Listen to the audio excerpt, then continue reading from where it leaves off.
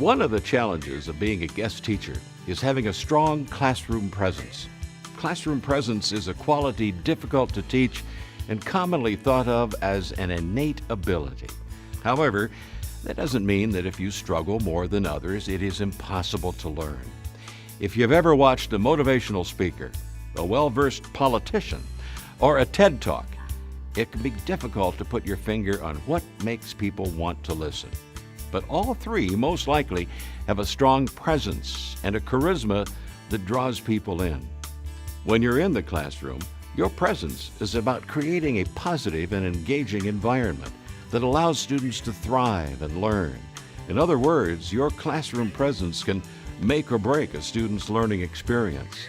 Here are a few tips on how to be the guest teacher who creates an engaging presence in the classroom. There are a few core skills that you can use to enhance your classroom presence. And with some practice, these techniques and strategies will improve the way you teach. Use voice variation. You probably already know a lot about how the inflection of your voice can command a presence in a room. And no, we do not mean yelling. In each situation, there are different types of voices you can use to evoke a different response from your students. A firm voice. A firm voice is not yelling. Your firm voice grabs attention in the classroom. Think of deepening your voice and calmly stating your requirements. Deep voices demonstrate that you are grounded and authoritative. A quiet voice. Use a softer, comforting voice to show you care or want to help. A calm voice. Keeping your voice steady and calm with an even pace is equally as important.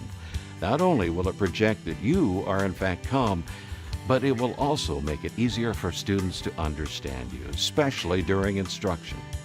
Rhythmic voice. If you have something important you want to show your students, remember, slow down the rhythm of your voice and speak the words carefully.